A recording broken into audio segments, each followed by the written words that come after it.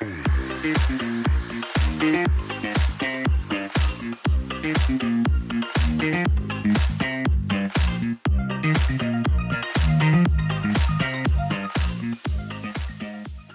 my name is Caitlin Rush, and I lead the Global Brand Safety Specialist team at Twitter. And I could not be more excited to be here today as part of the Safety Matters Summit. Thank you so much for having me and really look forward to a great discussion. So as a leader on our brand safety specialist team, I spend a lot of my time thinking about safety and working with marketers, specifically as it relates to the safety and reputation around their brands, but also more and more what it means to protect people and keep people safe, and what that means and how that impacts marketers, businesses, and brands. And so today, really excited to dive into this topic and think about what it means as we shift our perspectives in trying to solve business problems and challenges when we put people at the center of our strategy and our thinking there. So it's definitely not going to be surprising or news to anybody here that the last 2.5 years have come with a lot of challenges. Specifically, the COVID-19 pandemic completely uprooted and changed our lives in so many ways that we'll probably never go back to the way we worked and lived before. As individuals, right, the pandemic changed the way we lived and worked and connected with our loved ones.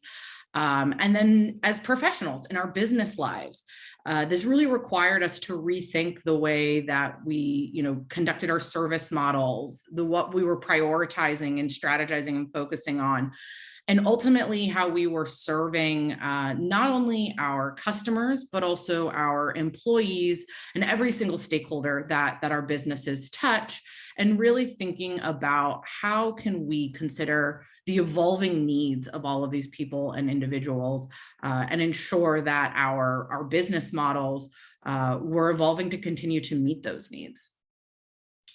One business in particular that saw a major hit with the pandemic was ride-sharing apps. Right, these businesses were really facing existential challenges and crises as the world shut down.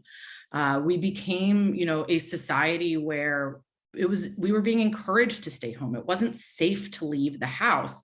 And as lockdowns began, no one was going anywhere. People didn't need, nor was it really safe for them to hail a ride.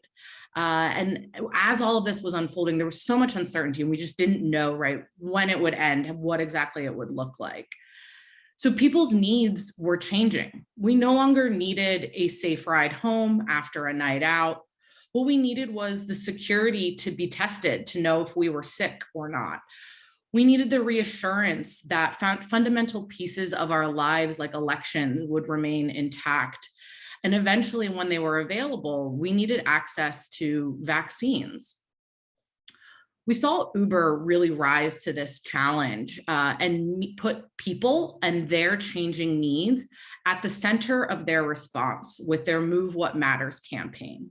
This campaign focused on urging people actually to stay home, not to use Uber, and instead focusing and shifting to donating 10 million free rides and food deliveries to those on the front lines of the crisis, those who really did need to leave their homes and get from point A to point B in order to continue to serve people and keep them safe.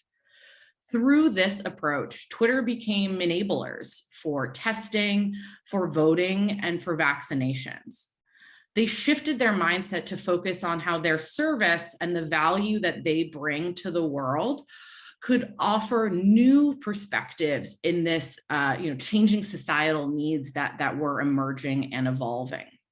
This showed a remarkable shift in focus and problem solving, and it really paid off.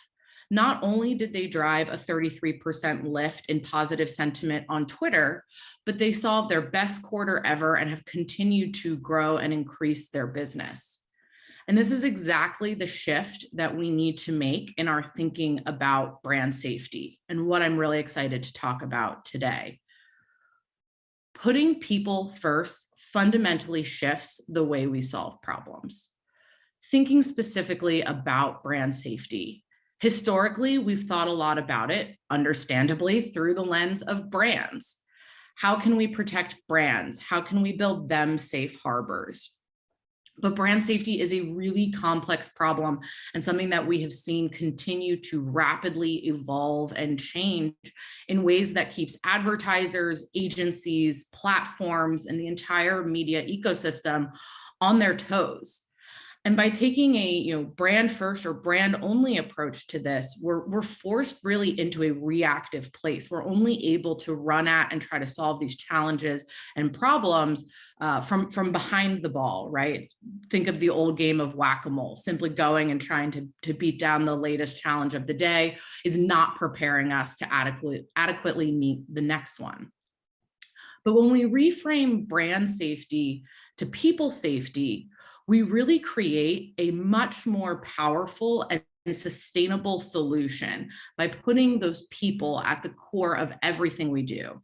The people who use our products and services, who live and work and share our communities, and ultimately who work for our brands as well. These people and their voices are shaping business and telling us what matters to them and what they need from us in order to feel safe. For Twitter, this means grounding all of the work that we do in our purpose and our mission to serve the public conversation. And in order to really successfully serve the conversation and fulfill that mission, we need to make sure that the conversation and the people having it are safe from things like hate, abuse, and misinformation. So as we think about everything we do centering around people, we're ultimately making moves and decisions that help protect brands as well. Thinking about this holistic approach requires us to think beyond just content moderation and consider not only our policies and the enforcement of those policies and leading from the front with them, but designing products that are really intentional and thoughtful about how they can introduce at times speed bumps to get people to slow down and think twice about their actions and potential impacts, but also giving people more control and agency over their experiences through product features. And then lastly, ensuring that we are partnering with external groups, other platforms, our marketing stakeholders, because this is really a challenging problem that requires all of us to think about and to solve. If this were something that were easy, we probably wouldn't be having this conversation today. Thinking through a little bit about how each of these come to life and what this looks like from that holistic approach at Twitter, when through our policies, right, we want to ensure that people are able to feel safe, because when they feel safe, great conversations can happen. As I mentioned, our purpose is to serve the public conversation. And so our rules exist to create those safe environments for people and brands. So we have things like the Twitter rules that lay the foundational elements of content and conduct that is and is not allowed on the platform as a whole.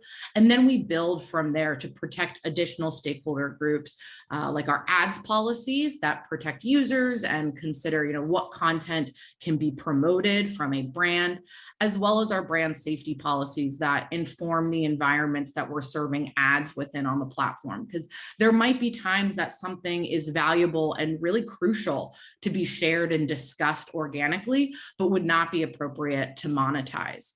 So by taking this tiered approach to focusing our policies on different areas and different stakeholders, we're able to meet the needs of these various groups while foundationally at the beginning of everything protecting people. This is also work that is constantly evolving and changing. There are emerging threats and risks and needs. And so we are constantly ensuring that these policies are being updated to meet those new needs, and that enforcement is constantly improving so that absolutely nothing slips between the cracks. When we think about our products, as mentioned, we really want a fundamental piece of every single thing we build at Twitter to be rooted in safe conversations. creating features that give people more control over their experience, as well as, being very thoughtful and intentional about the way that they are interacting with our products. We know that the speed of social media and the internet can really accelerate things very, very quickly. So it's crucial that we are being thoughtful on our approach to different products. So a recent example, last year we began testing a feature called reply prompts, where if somebody were to send or about to send a potentially harmful or toxic tweet in reply to somebody, they might get this prompt that is simply asking them to think twice before they send this. And what we've actually seen is that 34% of people who've received this prompt actually go back and modify their tweet or decide not to send it at all.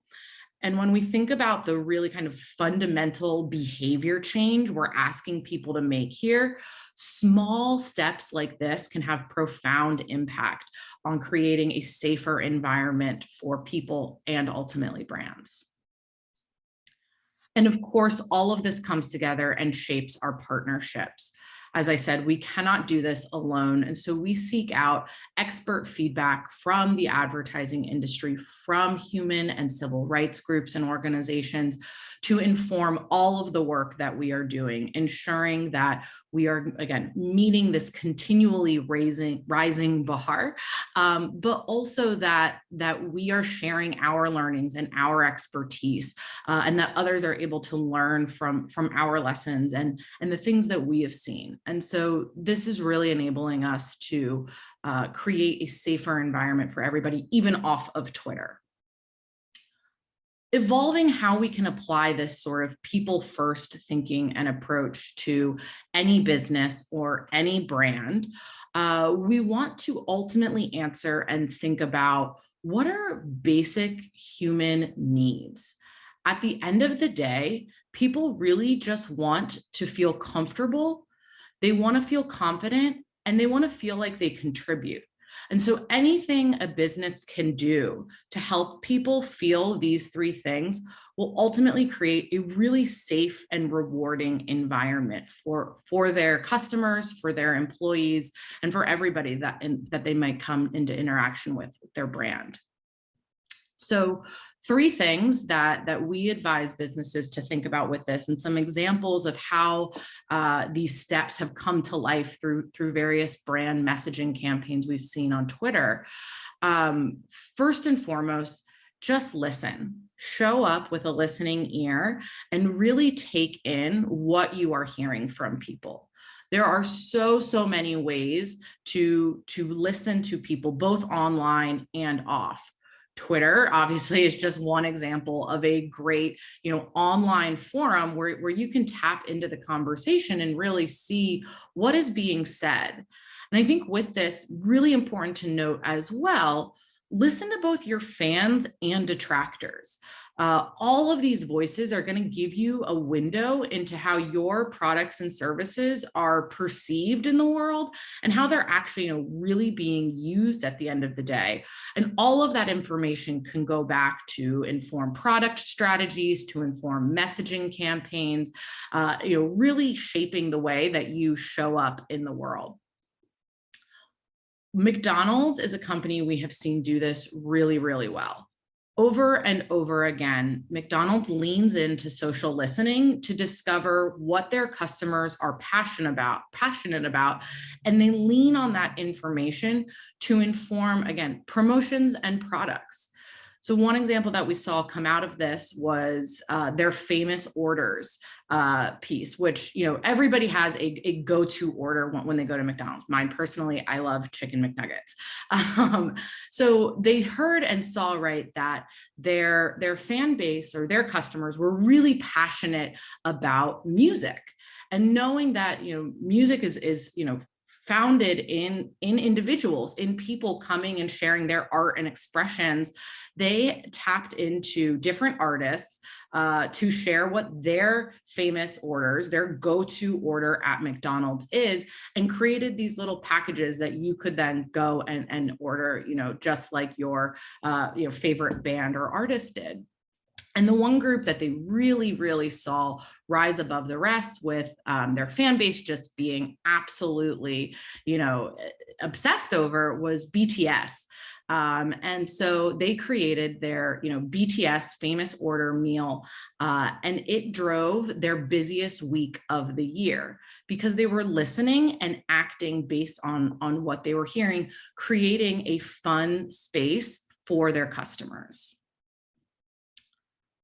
The second piece here is focusing on building community and ultimately really showing up and supporting that community. So listening is a great start, but again, you need to then do something with what you are hearing from those fans, from sometimes those critics, to create these true connections and communities where people can feel comfortable, they can feel confident, they can feel like they're contributing to something bigger. And ultimately, it's these communities that are going to show up for you and ultimately give you a competitive advantage, enabling you to be bolder, be more provocative at times, be more truly yourself as a business and a brand, because if you've done the work to build the community, they will have your back. An example we saw of this last summer from Visa. So they were, one of the sponsors of the Olympics and specifically supported Simone Biles and, featured her in their campaigns and things. And, probably don't need to retell everything that happened, but, Simone needed to step back. She needed to take care of herself and prioritize her mental health last summer. And obviously this poses a huge challenge for a brand that's invested a lot in this athlete, was expecting them, to be front and center, winning gold on the podium. And so, what they could have done was figured out a way to scramble, maybe sweep it under the rug, not acknowledge it, but that wouldn't really be putting Simone and their community and people first. So instead, their CMO came out fully supportive of the steps Simone was taking and what she needed to do to care for herself. So not only did this support, the very small community of the actual, sponsors and partners that they created and had as a brand, but it was ultimately creating a safe space for their customers and for broader communities facing mental health challenges to show up in those ways and know that it would be okay and that it was something that could be talked about. And lastly, we really encourage businesses to showcase diverse voices. Brands have an incredible opportunity to celebrate, learn from, and support the people and communities who use their products and services. And so often, many of these groups lack really critical reflections of themselves in media and in the world. I'll note here, authenticity is crucial. Don't speak on their behalf. Instead, hand over the microphone and give them a platform they may otherwise never have a chance to get. Oreos has brought this to life in so many ways, one of which they're very powerful, the Proud Parent campaign. They teamed up with national LGBTQ+ organizations, National Coming Out Day, and PFLAG to root this campaign in authenticity. And ultimately, they were telling stories of people and their families as they were coming out. And the one showed a story of a woman bringing her same-sex partner home for the first time, and then telling the story of the love and acceptance that was ultimately created there. This Proud Parent campaign has had a lasting impact, increasing positive sentiment on Twitter by 34% and beating engagement benchmarks by 5 times. So all of these pieces, right? McDonald's, Visa, Oreo, they're all doing exactly what we saw Uber do. They're putting people at the center of their strategies and their responses to various events.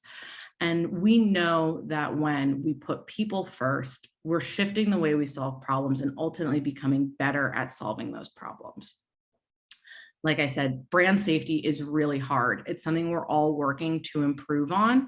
And we know that we can make real and lasting change when we keep people safe and ultimately keep brand safe through that people first approach. So that's all I have to share today, but I was very excited for this opportunity. As mentioned, talking about brand safety day in and day out is something I'm very passionate about, and couldn't be more excited for the Safety Matters Summit, acknowledging and recognizing the connection between human and brand safety and bringing this discussion to the forefront. Thank you so much.